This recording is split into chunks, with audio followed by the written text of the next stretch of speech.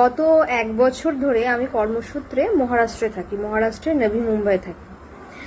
এখানে কিন্তু ruling party হলো বিজেপি। বিজেপি এখানে রুলিং পার্টি হলেও আমি এখানে আশেপাশের লোকের সাথে কথা বলে মোটামুটি যেটা বুঝেছি, এখানকার লোকেরা বেশিরভাগ মানুষ কিন্তু বিজেপিকেই সাপোর্ট করে।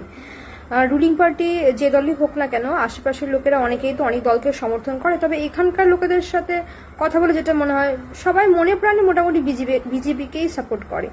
তো কে কোন দলকে সাপোর্ট করবে সেটা তো সম্পূর্ণ নিজস্ব ব্যাপার, এ বিষয়ে বলার কিছু নেই। যেটা বলার সেটা হলো, আমরা তো বাঙালিরা কিন্তু যেখানেই থাকি না কিন্তু মাছ ভাত খেতে কিন্তু ভীষণ ভালোবাসি।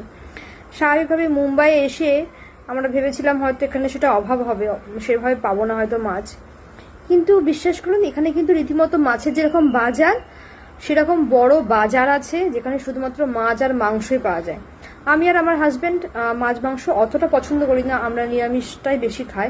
তবে আমাদের বাড়িতে কিন্তু সব সময় মাছ অ্যাভেলেবেল থাকে। সপ্তাহে একদিন চিকেন হয় আর সপ্তাহে 6 দিনই মাছ হয়, কারণ আমার ছেলে মেয়েদের ওদের শরীরে যেহেতু প্রোটিন বেশি দরকার, এই জন্য রোজ ওদের জন্য মাছ হয়।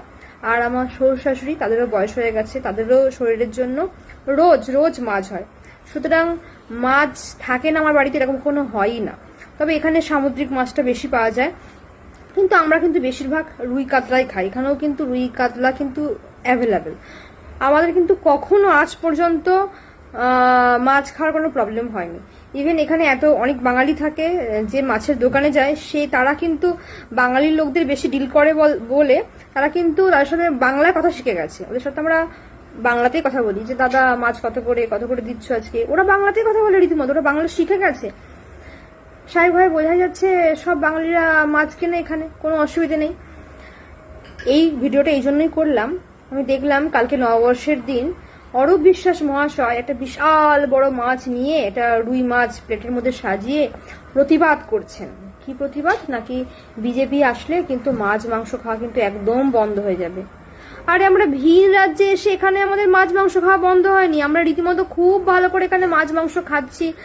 এখানে বেশিরভাগ লোকেরা যেহেতু ভেজিটেরিয়ান, এই জন্য কলকাতার মতো ওইভাবে নয়, একটু কম, তুলনামূলকভাবে একটু কম এখানে মাছ মাংস পাওয়া যায়। এখানে অলিতে গলিতে এরকম দোকান নেই যেরকম কলকাতাতে থাকে, কিন্তু কোনো অভাব হয় না, কোনো অসুবিধা হয় না, খুব ভালো মতো এখানে পাওয়া যায়। যেখানে কলকাতায় বেশিরভাগ লোকেরা বাঙালি আর সবাই মাছ মাংস খেতে ভালোবাসে, সেখানে ওখানে মাছ মাংস খাওয়া বন্ধ হয়ে যাবে? মানে এরকম গাঁজাখুরি গল্প আপনি দেবেন আর লোকে বিশ্বাস করবে, আপনার এটা মনে হয়? আপনি চুরির টাকা খেতে অভ্যস্ত, সেটাই খান না, গাঁজাটা কেন খেতে যাচ্ছেন আজকাল? হ্যাঁ, আমি জানি যারা চুরি করে তাদের মাথায় একটু বুদ্ধিটা বেশি থাকে, কারণ মাথায় বুদ্ধি বেশি না থাকলে তো চুরি করা সম্ভব নয়, কারণ চুরি করতে তো বেশ ভালোই বুদ্ধির দরকার পড়ে। তবে আপনার মাথায় বুদ্ধি বেশি বলে বাকি লোকেরা যে একেবারে গাধা, তাদের মাথায় কোনো বুদ্ধি শুদ্ধি কিছু নেই, এটা ভাবারও কিন্তু কোনো কথা নেই। এরকম আপনি ভাববেন না। তাই আপনি যেটা খেতে ভালোবাসেন, চুরির টাকা, সেটাই খান। গাঁজাটা একটু আজকাল কম খান, ঠিক আছে?